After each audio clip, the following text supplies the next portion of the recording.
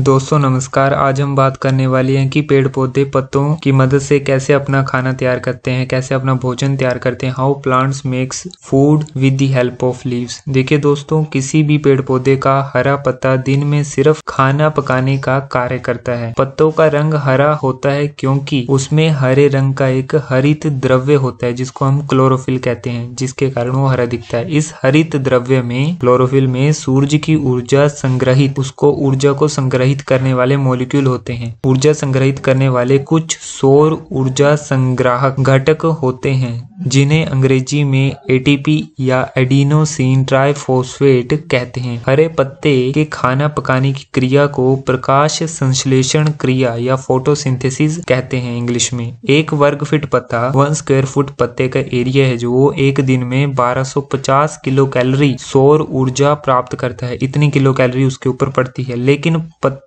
इसका 1% ही ले सकते हैं। अर्थात इसका मतलब है कि एक वर्ग फीट पत्ता 1 स्क्वायर फुट जिसका एरिया है पत्ते का, एक दिन में बस 12.5 किलो कैलोरी ऊर्जा संग्रहित करता है। उसी समय हरे पत्ते हवा में से कार्बाम्ल वायु यानी कि कार्बन डाइऑक्साइड लेते हैं स्टोमेटा के थ्रू। पत्तों पर सूक्ष्म छिद्र होते हैं जिन्हें पर्ण छिद्र या स्टोमेटा कहते हैं, जिन्हें सुरक्षा कोशिकाओं या गार्ड सेल्स के माध्यम से घेरा जाता है। बीच में वो छेद होता है, उसके इर्द गिर्द गार्ड सेल्स होते हैं। हवा से लिए हुए कार्बाम्ल वायु यानी कि कार्बन डाइऑक्साइड के जो रेणु है या मॉलिक्यूल है को संग्रहित सौर ऊर्जा तोड़ती है, जिससे कार्बन एवं प्राण वायु होते हैं। कार्बन डाइऑक्साइड CO2 इसका फार्मूला होता है, उसमें से कार्बन अलग हो जाता है और O2 अलग हो जाती है। ये प्राणवायु पौधे हवा में छोड़ते हैं। जड़ें भूमि से वाष्प रूप में पानी लेती हैं जो कार्बन से जुड़कर कच्ची शर्करा बनती है। कच्ची शर्करा यानी कि कार्बोहाइड्रेट्स तैयार होते हैं। एक वर्ग फुट हरा पत्ता एक दिन में 4.5 ग्राम कच्ची शर्करा बनाता है। कच्ची शर्करा कहने का मतलब कि ग्लूकोज। जब ये कच्ची शर्कराओं के जो कई मॉलिक्यूल हो जाते हैं तो ये आपस में जुड़ जाते हैं, जिसको आगे कॉम्प्लेक्स शुगर्स बनती हैं, जिसको पौधा फल के रूप में स्टोर करता है या स्टार्च के रूप में या दाने के रूप में उसको स्टोर करता है। इसमें से कुछ शर्करा, जो एक कच्ची शर्करा 4.5 ग्राम बनी एक वर्ग फुट पत्ते में एक दिन में, इसमें से कुछ शर्करा अपने शोषण के लिए खर्च करता है, अपने रहन सहन के लिए खर्च करता है। कुछ जड़ों के माध्यम से जीवाणुओं को खिलाया जाता है, कुछ दूसरे दिन के पौधे की वृद्धि के लिए रखा जाता है, उसकी ग्रोथ एंड डेवलपमेंट के लिए रखा जाता है। कुछ जड़ों के विकास के लिए रक्षित की जाती है। कुछ फलों या दानों में स्वाद, सुगंध, पोषण द्रव्य, भंडारण क्षमता और प्रतिरोध शक्ति के लिए रक्षित की जाती है। इस विधि से एक वर्ग फीट हरा पत्ता हमें एक दिन में 1.5 ग्राम दाने की उपज देता है, अथवा 2.25 ग्राम फलों या गन्नों या सब्जियों की उपज देता है। इसका मतलब है कि जितने अधिक पत्तों पर सूरज की रोशनी मिलेगी उतनी अधिक उपज होगी, जितना प्रकाश संश्लेषण होगा उतनी ज्यादा उपज होगी। अगर हमें प्रति एकड़ 200 टन गन्ने की उपज चाहिए अथवा प्रति एकड़ 120 क्विंटल अनाज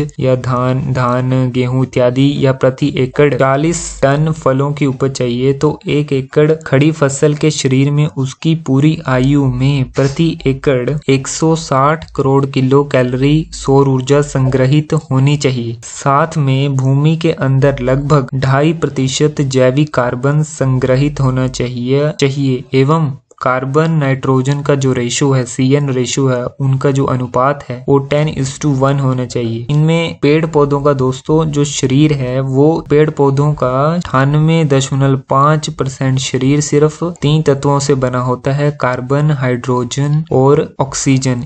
इनको जैसे कार्बन डाइऑक्साइड होगी, पानी हो गया, H2O हो गई, इन तीनों तत्वों से ही 98.5% जो पौधे का शरीर बना होता है। तो दोस्तों ये तो उसको हवा से कार्बन डाइऑक्साइड मिल जाती है, ठीक है, कार्बन और ऑक्सीजन मिल जाता है, और मिट्टी से जो H2O हाइड्रोजन के जो पानी के जो कण है, वाष्प कण है, उनसे H2O मिल जाता है। तो दोस्तों इन तीनों का महत्वपूर्ण योगदान है पौधे के शरीर को बनाने के लिए, और ये फ्री में मिलते हैं, मुफ्त में मिलते हैं। इस तरह से नेचर की व्यवस्था है। तो दोस्तों अब इस वीडियो में हमने जाना है कि पौधों में प्रकाश संश्लेषण की प्रक्रिया किस तरह से होती है, उसमें कैसे खाना बनता है, कितने किलो सौर ऊर्जा पड़ती है, कितना वो खुद के लिए इस्तेमाल करता है और कितना अपने बाकी ग्रोथ के लिए यूज करता है और कुछ दानों में डाल देता है। और किस तरह से हम इसको उपज बढ़ाने में, हम कैसे उपज बढ़ाने का थोड़ी साइंस समझी कि किस तरह से उपज हमारी बढ़ सकती है। हमें जैविक कार्बन बढ़ाना पड़ेगा अपनी खेती में। जैविक कार्बन के साथ साथ जो कार्बन नाइट्रोजन रेशो 10:1 होनी चाहिए। ये थोड़े कुछ फार्मूले जिससे कि हमारी उपज बढ़ सकती है। तो दोस्तों